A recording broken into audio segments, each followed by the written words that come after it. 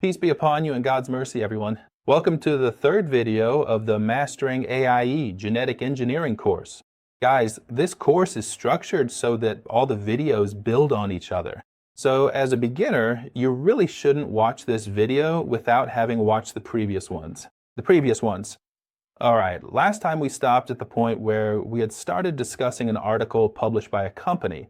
It was a really good article that explained things clearly and broke them down into two parts. We said that, according to the article released by Anthropic, the agentic system is divided into a workflow and into an AI agent. And we explained in detail the difference between them in the previous video, and we said that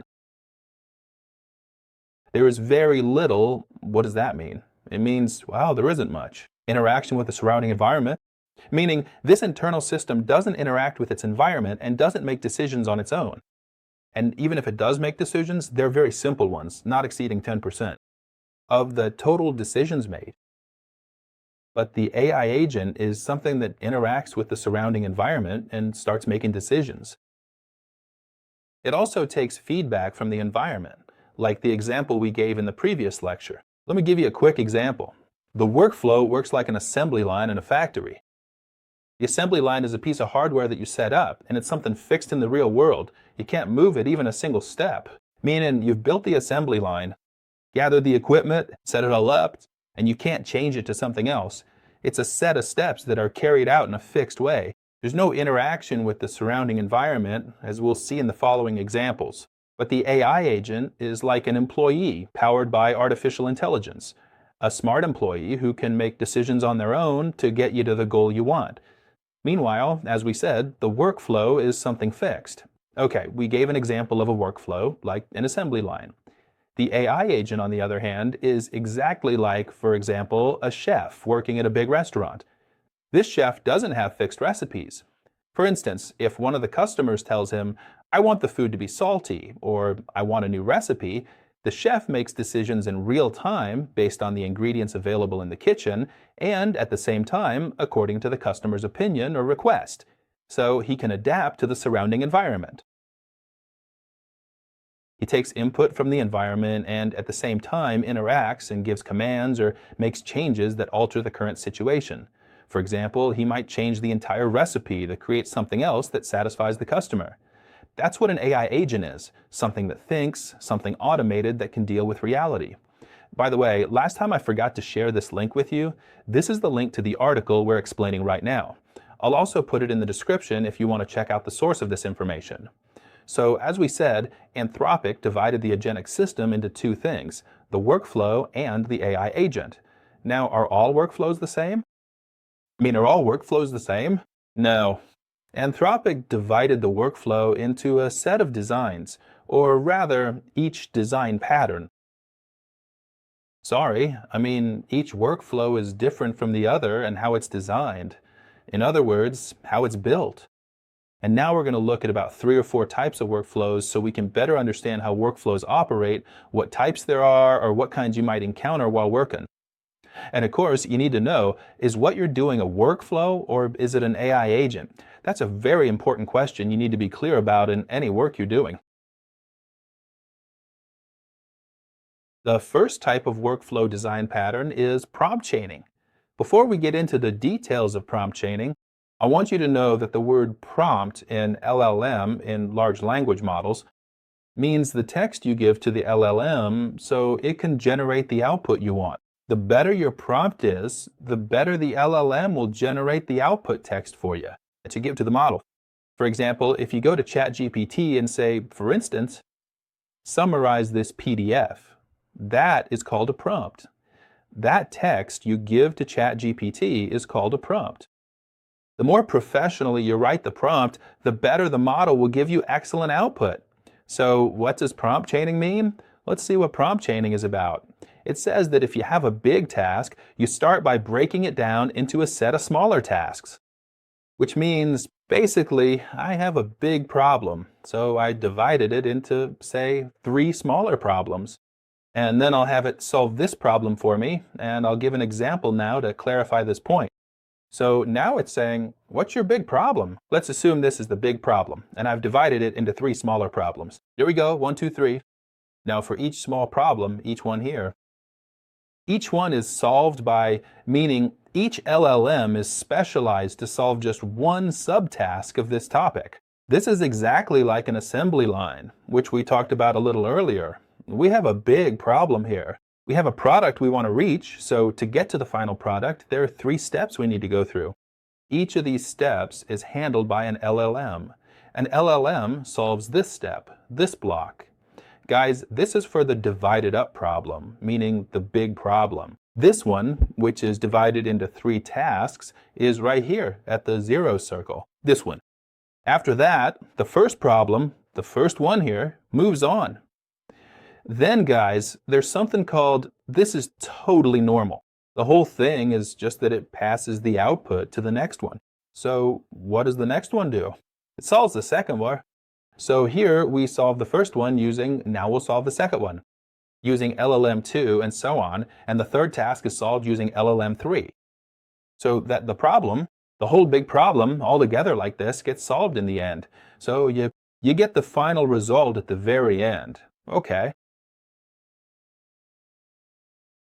As for this question, I prefer that we answer it in the next session. I mean, let's postpone this question a bit until we understand what prompt chaining means. So, guys, let's take a real-life example so we can better understand what it means. Prompt chaining means that I have a big problem, and it means that I'm going to break it down into 3 smaller issues to solve them. Let's suppose, for example, guys, that we have a task. This task is the big task we have. This is the big task we have. This is the big circle. The big task tells you, so this is the big task that I want to solve. The big task says, choose any business project for me and bring me the biggest problem that exists in that project. So after that, I need to come up with a solution for it. Now, how will prompt chaining solve this problem? Let's break it down step by step. First, guys, the prompt chaining workflow will go like this. First, LLM1, before we get to LLM1. First, the big task. What is this called? Any text that goes into the LLM is called what, right? Okay, the big task. I'm going to break it down into 3 tasks. I'll give it 1, 2, 3. What does 3 tasks mean? It means 3, so this big one will be split into prompt 1, prompt 2, and prompt 3. Where's prompt 1? Prompt 1 is this one. So now I'm telling the LLM, this is prompt 1, go to the business sector, go search online about business. The sector, bring me anything in any business sector, meaning anything that's operating in business. So what did it tell me?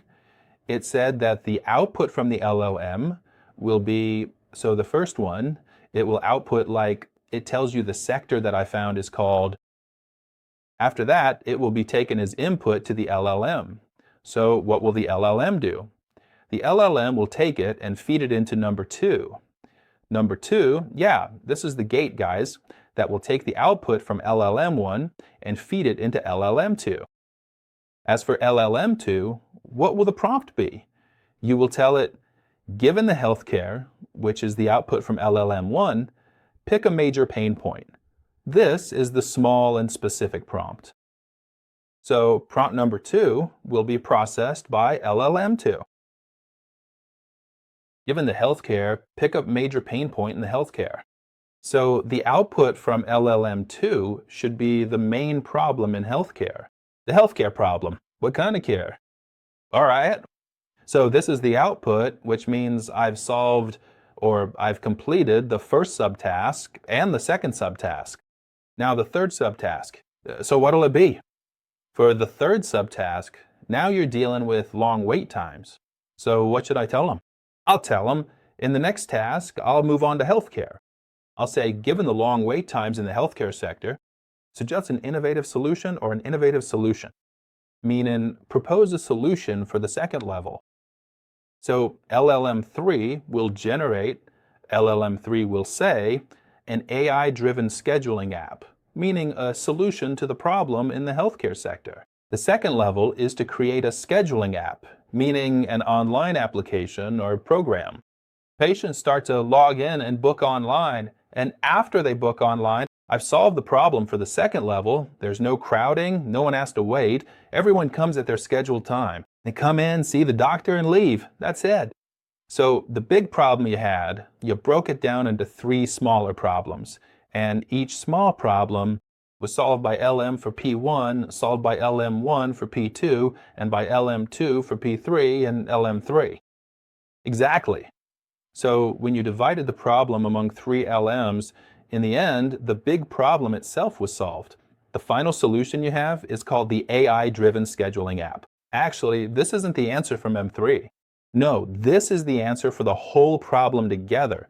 Because what was the problem saying? The problem was telling you, get the business sector, then identify the problem in it, and then come up with a solution. So in the end, we came up with a solution by breaking down the big problem into smaller problems. This is what's called prompt chaining. So what does prompt chaining mean? Let's translate it into Arabic, like a sequence, as if you're taking this big thing. You break it down into a set of links or chains so that each link is a part of that big thing. Just like we did exactly, if you consider this a significant part of it, and then, yes, you also consider this another distinct and important part of it. And you also consider it a crucial part of the really big and overarching prompt up there. So it's like you've broken down the big prompt into a set of smaller prompts to solve the problem. All right. So after that, guys, what do we want to know next? This. Why do we use it? Or what are its advantages? He said, if what matters to you in your work, if you care that what comes out of this is really good, so prompt chaining would be good.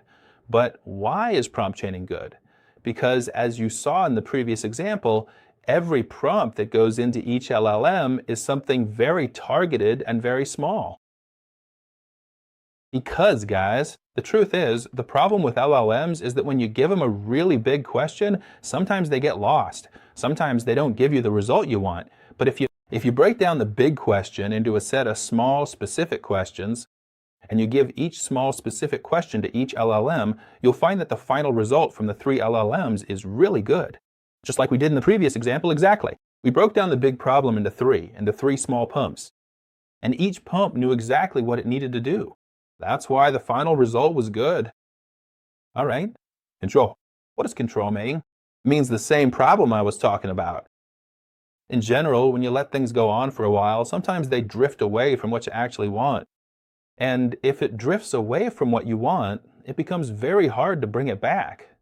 That's why with prompt chaining, since each prompt is small and specific, it's easier to control and keep it from going off track. So I have better control over the LLM so it doesn't deviate too much. Now, as for modularity, that means if, for example, I want to change the structure of any LLM, or I want to modify anything in any one of them, I don't have to redo the whole system from scratch. No, I can just, removing LLM1 and adding LLM4 is just a single step. I just swap it out and change the function I want to perform, and that's it. The whole system keeps running normally. Each LLM handles a very small task, everything is clear, and there are no issues. These are the advantages of this setup. The very important question is, does the system operate normally? Is it a workflow or an AI agent? You have to ask yourself this in any project. Am I building a workflow right now, or am I building an agent? In my opinion, if you don't want to get confused, okay? Now, if you remember the problem we solved in the previous slide about the business sector, when we chose healthcare, then we identified the problem in it, and then we suggested a solution. This example, we didn't interact with the surrounding environment. What does that mean? What does it mean that we didn't interact with the surrounding environment? For example, the LLM didn't, on its own, go and build the application, start publishing it online, and begin sending ads to people. Hey everyone, I made an application. The LLM didn't just go and do advertising for the hospital, for example, and it didn't start sending messages to the hospital's customers on its own. No, it didn't do that. It just created the solution for you. And the solution it made was basically a set of sequences. Like it started with step 1, then step 2, then step 3. And you have to follow this sequence, meaning it can't just start with step 1 and then jump to step 3 on its own. It has to go step 1, step 2, step 3. So here, the automation or intelligence that the LLM is doing is very limited. We could say, for example, that the automation here is about 10%. There's not much automation, it doesn't make decisions on its own, it won't build anything by itself, and it won't go interact with users on its own. So it's very close to a workflow. 90% of it is workflow, and I can give you an example to clarify this more. Let's say, for instance, I'll give you an example of workflow, which is prompt chaining, and I'll also give you an example of an agent. To understand better, imagine that, as we're saying, we have a chef, and this chef follows a recipe. Syria, young people, the work, let's assume that we have a recipe, and this recipe is written on paper, and it says, for example, what you will do. Step 1, Step 2, Step 3, Step 1. You'll chop the onions, then you'll saute them, then you'll add tomatoes. So these are 3 steps that follow each other, and there's nothing special about them. There's no intelligence involved. Nothing here indicates that there's anything smart, like something making a decision on its own. No, these are fixed steps, and we're going to follow them exactly. I'm not going to change anything about it. I mean, I'm not going to make anything up on my own. Just imagine. We're going to follow these exact same steps, meaning we've done these steps once using a workflow and once using an AI agent in the workflow. Let's say, for example, as we're doing it here, that we've just chopped the onions, then we're sauteing them, and then we add the tomatoes. Now, imagine that while you're sauteing the onions, they start to burn. The onions are burning. What would the workflow do? It wouldn't do anything. It would just let them burn. But with the AI agent, if the onions start to burn, it will make a decision on its own. For example, it could turn off the stove, or send an alarm to the chef to turn off the stove, or even change the recipe entirely. It acts intelligently. It can solve problems and interact with the surrounding environment, whereas in a workflow, there is no interaction with the environment. The second type of workflow. We have now done prompt chaining. The second type is the routing design pattern. I won't make this video any longer. I'll leave this and the other types for the next video. Peace be upon you and God's mercy.